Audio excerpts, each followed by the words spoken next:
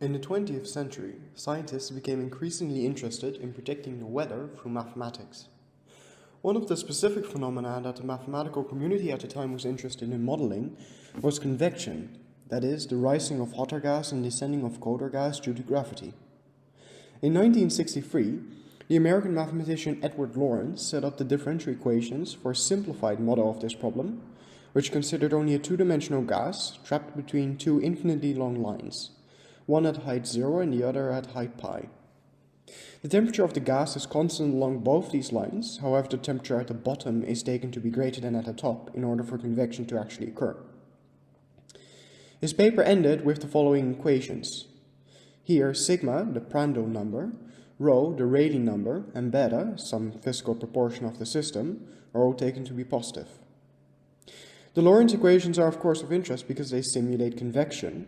However, the real reason for their fame is because, as we will see later in the presentation, it was the first system to demonstrate chaotic behavior, thus sparking the start of chaos theory as a field in mathematics and becoming a symbol for chaotic systems in the process. Before continuing, it's worth looking at how x, y, and z actually relate to the physical system. The velocity field of our gas will look like this. X scales the speed of all our particles up or down. Y functions similarly. Loosely speaking, it scales how much the actual temperature distribution deviates from the distribution for a stationary gas. Z can be thought of as driving some of the heat to the upper or lower half of the fluid, depending on the sign. Crucially, the direction of the velocity field at each point stays the same. We now move on to the actual dynamics of the system. First, as a warm-up, we will discuss some of its basic properties to get a better overview of its general behavior. For convenience, the system is written in matrix form. Note that it is nonlinear since there are two entries containing x and y. This is of course responsible for the chaotic behavior, as we will later see. The origin is clearly a fixed point, since the derivatives there are all 0. In fact, we can linearize it by ignoring the quadratic terms, which tend to 0 as x, y, and z go to 0. Points along the z-axis always converge toward the origin, whereas the behavior along the x and y-axes will depend on the parameter rho. For rho less than 1, the origin is a stable node, and in fact all trajectories converge to it. Physically, this is analogous to the case where the temperature gradient is too small for convection to occur. All the heat is simply transferred via conduction. When rho greater than 1, the origin becomes a saddle, and two new fixed points appear at C plus and C minus. Trajectories will converge toward the nearest C plus or C minus and spiral inwards. Next, another homoclinic bifurcation occurs around rho equal 13.9. The details are rather technical, however it is still worth noting since it marks the beginning of transient chaos, which is caused by the formation of unstable regions around C plus and C minus.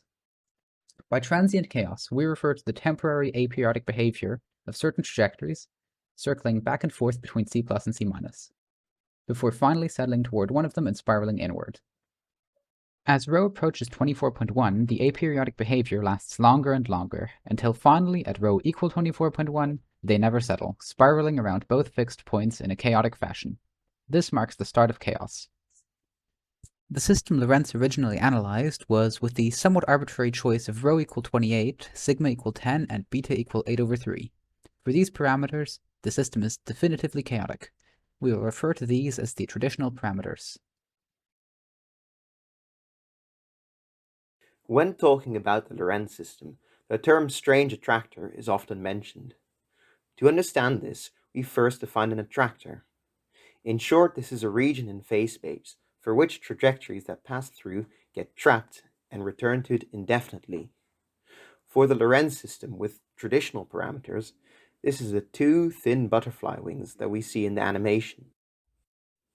Now the term strange is often added in front when the attractor is transitive, meaning there is a dense orbit inside this region. This means that the orbit intersects with any neighborhood of the set. This strangeness also implies the property that the attractor cannot be broken down into separate components. Now, although the original Lorenz system dates back to the early 60s, a proof that it actually was a strange attractor only came round in 1999 by Warwick Tucker. In fact, ironically, it was added to the list of 18 big unsolved problems just the year before. Why was this problem so difficult? Can we not just infer based on numerical results? Actually, attractors are defined by their limiting behavior as t goes to infinity, and numerical errors would therefore blow up. To get a very basic understanding of the proof, we turn to so-called geometric models that were developed in the 70s precisely to analyze this behavior without having to rely on non-rigorous numerical calculations. The idea is to model some of the important features of the flow geometrically, so that ultimately we can prove these properties. One of the key ideas in this was reducing the problem from a three-dimensional flow to a one-dimensional map. In fact, Lorenz had already investigated into this, and we will give his argument instead, since it is a bit simpler. What Lorenz noticed was when plotting the z-axis against time, there was a pattern. Although the graph oscillates up and down chaotically, the peaks give rise to predictable patterns. Treating these as terms in the sequence, he was able to plot this as a function from one term to the next term. Amazingly, he obtained a flat one-dimensional map, which looked somewhat like a sharp tent.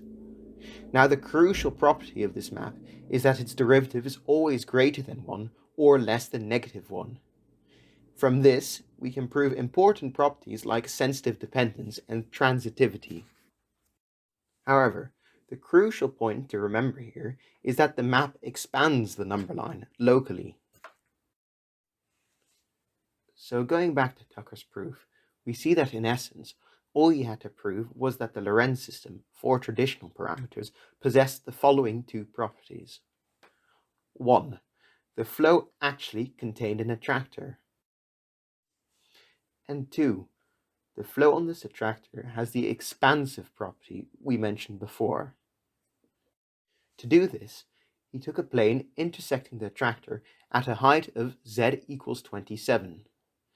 Now, the butterfly wings intersect this plane along two thin curves.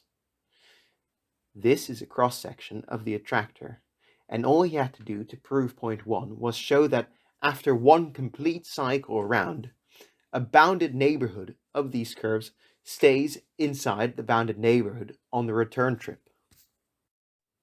To do this, Tucker ran numerical calculations with rigorous error bounds. However, this was not just brute force computations. There were a few tricks worth mentioning.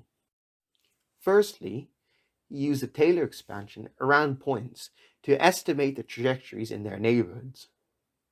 Now, secondly, he used a linearized version of the system around the origin to further reduce the number of integration steps. Here, he could just use the analytical solution of the linearized system. Now, the idea behind the second part of the proof is slightly more complicated. However, the methods Tucker uses are more or less the same as the ones mentioned before. The main application of the Lorenz system is its ability to qualitatively describe certain chaotic systems. One such system is the convection in which the Lorenz equations were originally derived. Another is the behavior of pulsed lasers. Both of these are discussed in a report but will not be discussed in this video. In this video, I will be covering the usage of the Lorenz system to discretely send messages from a transmitter to a receiver. The method I am about to describe functions between digital systems, but it can be understood conceptually what is being done by creating an analog to person-to-person communication. Consider my three group members, Jonas, Edward and Magnus. All are in one room. Jonas wants to invite Edward to go to the gym together, but he doesn't want Magnus to know this. Jonas has two ways of going about transferring his secret. He can invent a new language that only he and Edward speak, so that when he talks to Edward in Magnus's presence, Magnus will not be able to understand them. Or he could put on loud noise and talk very softly to Edward, so that Magnus does not realize that the two are talking. The first method is essentially what is done in public key cryptography. The second is what can be done using chaos in the Lorenz system. From now on, Jonas and Edward will be referring to computers instead of people. The information transfer is done as follows.